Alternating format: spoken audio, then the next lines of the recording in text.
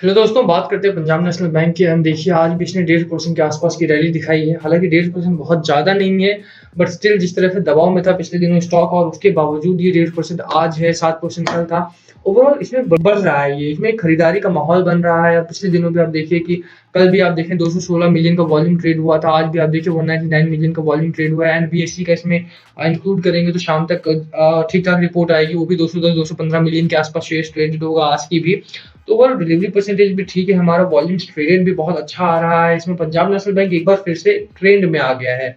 Trend में आने का मतलब है कि न्यूज़ ऑफ द वीक हो गई है ये, कि बहुत अच्छी खासी इसमें खबरें बन रही हैं। और आने वाले समय में आप देखेंगे कि पंजाब नेशनल बैंक भी अच्छे बैंक्स में शामिल होगा। अच्छे बैंक से मेरा मतलब है कि जिनका स्टॉक प्राइस 100 के ऊपर होता है उनमें। और कितने समय में इसकी बात करूँ तो देखिए, आप इसमें समय देना पड़ेगा आपको। पंजाब नेशनल बैंक एक स्ट्रेस्ड बैंक है, और बैड बैंक का जो एक डेफिनिशन लॉन्च किया है कल एफएम ने, मतलब फाइनेंस मिनिस्टर सीतारमन जी ने। तो वहाँ पे एक देखने को मिलेगा कि जिसमें स्ट्रेस्ड एसेट है यानी एनपीए है जो हमारा, वहाँ पर अगर 500 करोड़ से ज़्यादा होता है तो उसको बैड बैंक में शामिल कर दिया जाएगा। वो सारा एनपीए निकाल के बैड बैंक में डाल दिया जाएगा। तो वहाँ पे एक छूट मिलेगी, एक एक स्ट्रेस कम होगा हमारे पंजाब नेशनल बैंक का, और वहाँ से स्टॉक में बढ़ोतरी देखने को मिलेगी। आप देखें कि कल 7%, आज 1.5% के आसपास की रैली हुई है। तो एक सोचने वाली बात ये हो जाती है कि जहाँ पर अगर हम एनएससी की बात करें, एनएससी को देखिए आप, आज भी फिर से इसमें अच्छी खासी रैली हुई, ग्रोथ दिखाई दी। 2.5% की निफ्टी 50 में दिखाई दिया है। निफ्टी नेक्स्ट 50 की बात करें तो 2%, निफ्टी मिड कैप की बात करें तो 3%, निफ्टी बैंक की बात करें तो 3.5% के आसपास की रैली आई है। और सेंसेक्स हमारा दोबारा से 50,000 का जो मार्क था उसको टच किया है। आज इसने 50,132 का मार्क टच किया है, और वहाँ पर इस बार ये बहुत ज़्यादा नहीं गिरा है। 200-300 पॉइंट्स डाउन है, वहाँ से 50,132 के लेवल से डाउन है। बट अभी भी आप देखिए 2.5% अप है हमारे कल के लेवल से, और 5% अप था हमारा कल। तो इतने दिनों की जो डाउनवर्ड था, जो जो रिट्रेसमेंट चल रहा था स्टॉक मार्केट में, वो पूरा रिकवर होता हुआ दिखाई देता है। अब आप अब देखिए 2.5% का हमारा अप है सेंसेक्स, और 5% कब कल था। 3,000 पॉइंट्स ओवरऑल डाउन था हमारा पिछले दिनों, और वो सारा रिकवर होता हुआ दिखाई देता है। 2,300 पॉइंट कल रिकवर हुआ था, 1,200 पॉइंट्स के आसपास आज रिकवर हुआ है। और आने वाले दिनों में आप देखेंगे कि सेंसेक्स जो है हमारा 50,000 को क्रॉस कर चुका है, और कोई भी रिट्रेसमेंट इस बार नहीं आती हुई दिखाई देगी। ठीक है, तो ओवरऑल हमारी बातचीत जो है वो ये है कि पंजाब नेशनल बैंक कितना ऊपर जाएगा, और क्यों आज ये सिर्फ 1.5% बढ़ा है। और कुछ बड़ी खबरें जो आई हैं बजट में सपोर्ट करती हुई, उनकी बात करें अगर आप देखिए कि मैंने कल भी दिखाई थी, बट जो लोग मिस कर चुके हैं मैं उन्हें दोबारा बता रहा हूँ कि यूनियन बजट में इनकम टैक्स रिलीफ मिला है 75 प्लस के लोगों को।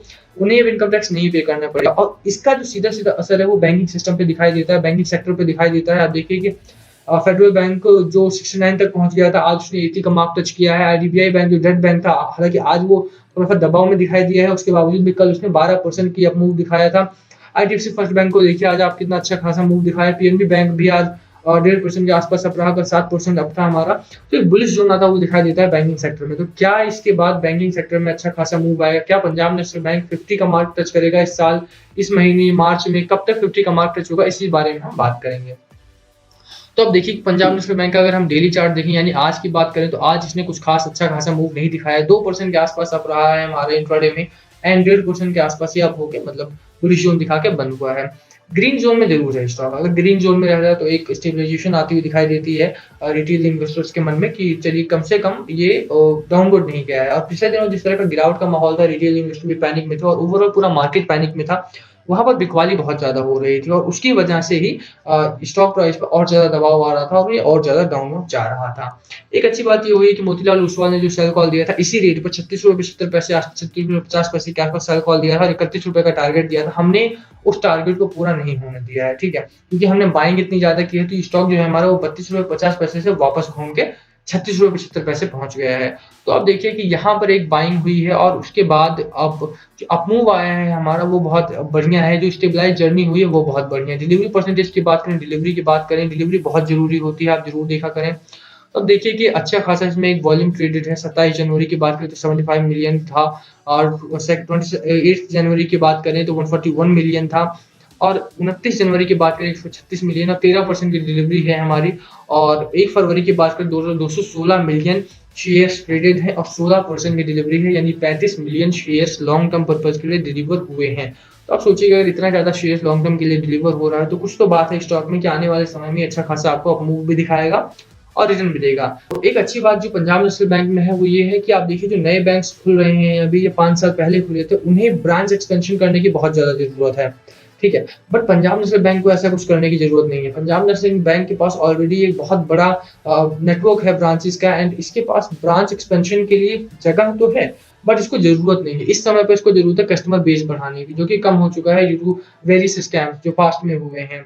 आप देखिए कि जैसे ही कस्टमर बेस बढ़ेगा, ये अच्छे खासे बैंक्स में आ जाएगा। इसकी लोन बुक बहुत अच्छी है और पीएसयू बैंक है हमारा, तो पब्लिक सेक्टर बैंक है ये, और वहाँ से ये मुझे लगता है कि अच्छी खासी मूव आने वाले समय में दिखाएगा। क्योंकि इसके पास एडवांटेज है। आप किसी भी एंटिटी में इन्वेस्ट करते हैं तो आप देखिए कि उसके पास एडवांटेज क्या है कि आप क्या बाय कर रहे हैं। पंजाब नेशनल बैंक में आप ब्रांचेस बाय कर रहे हैं, आप बाय कर रहे हैं इसका एक्सपीरियंस, इतने वर्षों का एक्सपीरियंस है। आप बाय कर रहे हैं इसका नाम, हालाँकि पिछले दिनों काफ़ी खराब हुआ, but still Punjab National Bank Lala Lajpat Rai का नाम चलता है। ठीक है? उनके द्वारा ये फाउंडर थे वो, और वहाँ से ये स्टार्ट हुआ, और वहाँ से देखिए आप नाम कभी भी खराब नहीं हो सकता, है ना? तो पंजाब नेशनल बैंक का एक गुडविल है, पंजाब नेशनल बैंक के पास ब्रांचेज़ हैं, पंजाब नेशनल बैंक के पास एक्सपीरियंस है, आप वो बाय कर रहे हैं, आप इसमें इन्वेस्ट कर रहे हैं, आप वो चीज़ें बाय कर रहे हैं उन उन पैसों से, और वो सोचिए वो कितनी बड़ी हैं, आप कितना कम में उन चीज़ों को इन्वेस्ट करके पा सकते हैं, ठीक है? तो यहाँ से मुझे लगता है कि आने वाले समय में पंजाब नेशनल बैंक अच्छा खासा परफ़ॉर्म करेगा। और अगर चार्ट की बात करें हम, चार्ट की बात बहुत इंपॉर्टेंट हो जाती है। तो आप देखिए कि कल बात करें तो ₹34 ₹35 के आसपास का हमारा एक इसने जो रेजिस्टेंस ज़ोन बन रहा था उसे ब्रेक किया था, और वहाँ से ये ऑल द वे अप गया था। अभी हमारे सामने एक ₹34.80 का एक रेजिस्टेंस ज़ोन बन रहा है जिसको ब्रेक नहीं कर पाया है, और हैमर कैंडल कह सकते हैं इसे हम, क्योंकि बहुत ही स्लाइट कैंडल बनी है, शैडो कैंडल हो जाती है अगर ये थोड़ा-सा और चिपकता तो। बट स्टिल अगर आप देखिए कि आज 1.5% की अब मूव आई है, और ठीक-ठाक अब मूव है, जंप स्टार्ट था हमारा, और यहाँ पर एक बुलिश ज़ोन बनता हुआ दिखाई देता है। मैंने पहले भी इस मैकडी के बारे में आपको बताया है कि जैसे ही ये नीचे वाली लाइन ऊपर वाली लाइन को क्रॉस करके ऊपर जाएगी, हमारा स्टॉक बुलिश ज़ोन में आएगा, और हमारा स्टॉक यहाँ ये दूसरे रेजिस्टेंस को ब्रेक करके 40 के लिए रवाना हो जाएगा। 40 का जो एक लेवल है हमारा, जो मार्क है, उसके लिए रवाना हो जाएगा। आप देखिए कि आने वाले समय में जो अच्छा खासा मूव आने वाला है इसमें, उसकी वजह से टारगेट भी अब ठीक-ठाक आने लगे हैं पंजाब नेशनल बैंक को लेकर। तो किसी ने बाइंग नहीं की थी, उसे लगता है कि पंजाब नेशनल बैंक में बाइंग करनी चाहिए, तो आने वाले दिनों में आप देखिए, आप यहाँ पर भी एंट्री ले सकते हैं। कभी भी एंट्री एकदम से नहीं लेनी चाहिए। आपने जितना भी पैसा है 40% लगाओ, 60% रख लो, फिर स्टॉक गिरता है तो दोबारा से एंट्री लो। नहीं गिरता है तो आप दूसरा स्टॉक ढूँढो, क्योंकि आपने उतना ही लगाना होता है कि अगर स्टॉक गिरे तो आप एवरेज करके प्राइस को नीचे ले आओ, ठीक है? तो ओवरऑल अगर पंजाब नेशनल बैंक के फाइनल कॉल की बात करें तो मेरी रेटिंग जो रहेगी होल्ड की रहेगी। अगर आपने इन्वेस्ट कर रखा है इसमें तो होल्ड करके रखो, स्टॉक ने बढ़ना स्टार्ट किया और अच्छा खासा रिटर्न देगा। अब एक जो कॉशियस रहना है आपको इसमें, एकदम से पैनिक मोड में नहीं आना है, क्योंकि पंजाब नेशनल बैंक का नाम थोड़ा-सा डाउन हो चुका है, स्कैम्स होते रहते हैं इसमें, और पिछले दिनों काफ़ी हुए थे। तो जब तक वो बैड लोन या ऑडिट वगैरह होगा अब आने वाले दिनों में, तो वहाँ से जो लोन बुक दोबारा से निकल गई और एनपीए वहाँ पर आएगा, तो वहाँ से पैनिक नहीं करना है। कितना भी एनपीए आता है वो सारा बैड बैंक में डाल दिया जाएगा, तो वहाँ पे पैनिक करके बेचना नहीं है, ठीक है? आने वाले समय में कुछ खराब खबरें भी इससे जुड़ी हुई आ सकती हैं, बट पैनिक नहीं करना है, बेचना नहीं है, स्टॉक को होल्ड करके रखना है। लंबा जाएँगे तो ₹50 ₹100 का टारगेट आप इसमें आसानी से अचीव कर पाएँगे, ठीक है? तो इसी के साथ वीडियो खत्म करते हैं। वीडियो पसंद आए तो वीडियो को लाइक करना, चैनल पे नए हैं तो प्लीज़ चैनल को सब्सक्राइब कर देना and hit the bell icon so that you can get the notification on time. Comment करके बताना वीडियो कैसी लगी, एंड कुछ पूछना हो तो please comment below. Thank you for watching.